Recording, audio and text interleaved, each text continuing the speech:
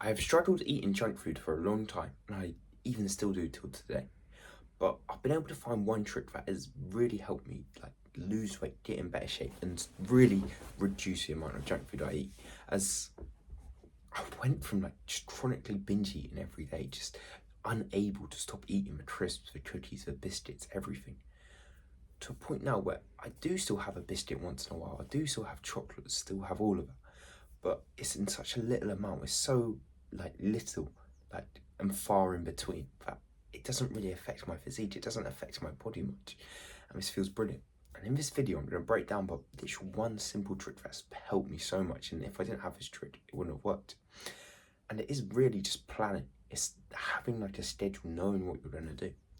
As when I first started eating healthy, is I came to this epiphany. I watched Eddie Abu, this guy who says all these processed foods are shit. I came to this epiphany, I need to stop eating junk food. It's making me fatter. It's giving me spots on my face. It's worsening my energy. It's making me feel bad, making me feel down, making me just not feel good. I felt this. I realised this is what's happening to me. And with this in mind, I was like, I've got to stop eating junk food. I've got to stop eating anything. I've got to just be clean, be healthy. As I want to be a functional, good human being that's healthy and all that. So I'm going to stop eating junk food. And I tried for a long time. I remember just days where I'd wake up and I'd be I've got to not eat any junk food today. I don't want to. But by lunchtime, I was eating biscuits again. I was having cereal. I was having a Tesco's meal deal, and I just generally couldn't stop. And it just kept going like that. But the one problem I had was I didn't plan anything. I didn't know what I was trying to eat at all. Instead, I'd eat I'd just wing it on the day. So I'd go downstairs and I'd be like, oh, what am I gonna have? Should I have eggs? Should I have salmon? Should I have chicken and rice? What should I have? And then I realised I've got to cook it all. Oh, I've got to cook the eggs, I've got to cook the salmon, I've got to cook the mince. And it's or I could have cereal. This cereal I don't have to cook. This cereal tastes nicer. This cereal's not as good for me. This cereal's going to worsen my diet, but it's easier. It's just easy to grab. And a lot of the time, through that decision, through sitting there, I was like, I could have a cereal, or I'm going to have to cook. It's going to take about 20 minutes. I'm going to have to do mince or chicken and rice. It's going to take ages. Which one do I want to pick? And then through this decision, sometimes I'd pick the chicken and rice. Sometimes I'd be consistent, motivated. And I'd be like, I'm disciplined. I'm going to pick the chicken and rice. But a lot of the time, I'd pick the cereal. I'd pick the Tesco's meal deal. I'd pick the McDonald's. As it's easier. And we go for the easier option. Why wouldn't we? It's a logical thing to do, to pick the thing that's easier. Problem is, when I picked the cereal, picked the chocolates or whatever, I ate it and I ate it and I ate it and I couldn't stop eating it. I just kept eating the processed food, just binging and binging it. And then after, I'd feel annoyed, what have I done? I've just cheated on my diet again. I'm feeling shame, feeling guilty. And because I've cheated on my diet, because I'm annoyed that today's not gone well and I've cheated on my diet, for the rest of the day, I'll just cheat on my diet more and more. So then I'll eat another biscuit, I'll eat another burger, I'll have another pizza. I'll just keep cheating and cheating and cheating. I won't just cheat with that one bowl of cereal. Instead, I'll have another and another. And then I'll move on to the chocolates, then I'll go to the biscuits, and I'll go to the sweets. I'll just have as much junk food as I can doing that. And that sucked, I can't lie. That's just not a good process to go through. Is you don't stick to a clean diet, and whenever you do, you'll stick to it for a day or two, and then you'll just cheat and eat loads of that, and you'll just eat more than before. And I was just kept doing this. And then I sort of heard of a concept called meal prepping, where you prepare, on a Sunday, you'd prepare your meals for the whole week. So you'll know what meals you're eating from Monday to Sunday for next week, and then you'd have your meals prepared for next week. And I never did this because I just didn't cook. I didn't know how to. I didn't know how to make chicken or anything. So I didn't do this, and it felt like effort. I have to batch them all up, put them in containers, store them in my cupboard, and then I'd have to eat them on separate days. And I just didn't have the effort. I wasn't bothered to do it. I wouldn't commit and just do it. And it was like this, for a long time. I just knew about meal prepping, but I couldn't be asked to do it. I didn't want to do it. And I don't know what motivated me to start meal prepping, to start actually having the same lunch every day, planning it out, cooking it. One week I just decided to do it. I think I saw like this really nice tasting recipe. It was like chicken, it was like sweet chicken or something. And I was like, oh, I really want to try it. And I cooked a lot of it where I could meal prep it for about 2-3 days. And I did that. And it went pretty well. Like, I remember doing it, I just ate the lunch. I didn't think about eating the cereal. I didn't think about eating a burger, having a McDonald's instead, having Tesco's meal deal. Instead, I meal prepped for lunch, I put it in my bag, and then I went to college.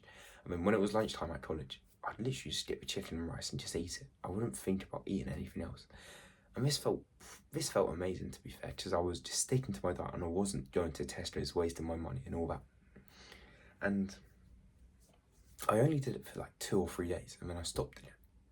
And then I went back to eating my Tesco's meal deals, messing up on my diet, cheating on it. And then I was like, why don't I just like eat the same foods, meal prep every day with everything? It sounded stupid, it sounded insane to just have the same thing every day, the same foods every day. Surely that's not healthy. To just keep eating and eating the same stuff and just sticking to the diet. But then I really thought about it, as right now I'm living more unhealthy. I'm eating loads of junk food. I'm feeling bad about eating the junk food. I'm feeling guilty and it's not benefiting my physique, my body, nothing. But what if I just simplified it? I just ate the same 3 meals every day. And then I just prepped them. I had them all prepared so I didn't have to think about it. And I just did it. And I just stayed consistent with it. I'd actually become more healthy. I'd get more muscle. It would be harder, but it would be better. So I decided to go down this path. I get like a calendar essentially where I write down what I'm going to eat every day. And I literally eat the same breakfast every day. I have 6 eggs for breakfast every day. It was easy to eat, and it was a food I really enjoyed to eat, and I could just eat it every day. So 6 eggs for breakfast. Then for lunch, I would look at different meal prep recipes. I'd go on YouTube and there's millions, all of like healthy whole food meal prep recipes where it just uses seasonings and it doesn't use sauce. I'd do this and like I just keep trying new ones until I found ones I liked. And the same with dinner. I used to do like one pot. They call it one pot meals or something, where you can like have a bulk of food. So you have loads of chicken. You cook it all in one pot, and you cook it on like Sunday, and then it lasts you till Wednesday. You have 3 days of just one pot food. So all I'd have to do, the only cooking I'd have to do each day was eggs for breakfast. I'd cook those, or I'd do them boiled egg or something, and then the rest were fine. I'd have my chicken and rice, and I'd have my one pot, so I just had to warm stuff up.